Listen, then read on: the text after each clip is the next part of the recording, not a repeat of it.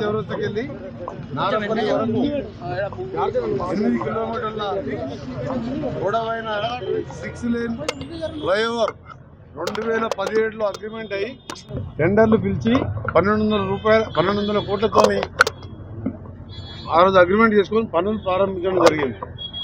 ఇంకా 2 ఏళ్ళు అయితే 2 ఏళ్ళు అయితే 10 ఏళ్ళు పూర్తవుతుంది. చాలా బాధాకరమైన విషయం. వివిధ కారణాలతోని గతంలో చేపట్టిన కంపెనీ కొన్ని ఆర్థిక ఇబ్బందులతో కానివ్వండి, అనేక కారణాలతో ఫారెస్ట్ క్లియరెన్స్ ముందు నారాపూర్ దగ్గరికి వెళ్ళి అక్కడ ఫారెస్ట్ వాళ్ళకి అక్కడ అయిపోయింది.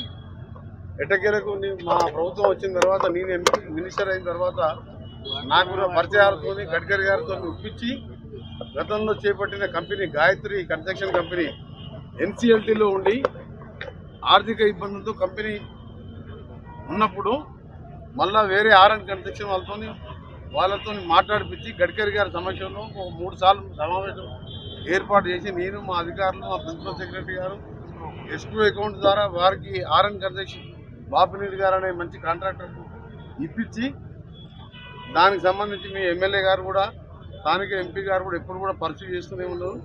దాన్ని ఇవాళ పనులు కూడా వేగవంతం చేయడం జరిగింది.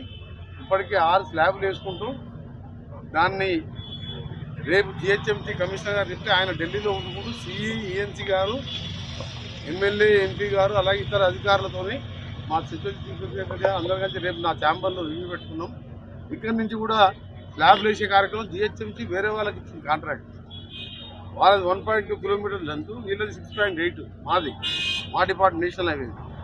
సో రేపు కంబైన్డ్ మీటింగ్ ఏర్పాటు చేయడం జరిగింది. ఒకటే టార్గెట్ పెట్టుకున్నాం. మా కాంట్రాక్టర్కు మా ఇంజనీర్లకు చెప్పడం జరిగింది.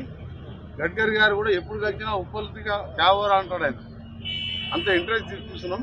దీన్ని వచ్చే దసరా లోపే ఓపెన్ చేయాలని, దసరా నాటికి దీన్ని ప్రజలకు సౌకర్యం కల్పించడం, దీన్ని ఓపెన్ చేయడం జరుగుతుందని చెప్పి మీ ద్వారా ఇక్కడ ప్రజానికానికి తెలియజేస్తూ, సరే వివిధ కారణాల వల్ల లేట్ అయింది కాబట్టి ఎవరిని బ్లేమ్ చేసే అవసరం లేదు. కొన్ని పెద్ద పెద్ద 8 కోట్ల ఫ్లైఓవర్ 6 లేన్ అంటే హైదరాబాద్ ఇంత లెంత్ అయిన ఫ్లైఓవర్ ఆఫ్టర్ పివి నరసింహ తర్వాత ఇదే ఫ్లైఓవర్. ఇది 6 లేన్, అది 4 లేన్.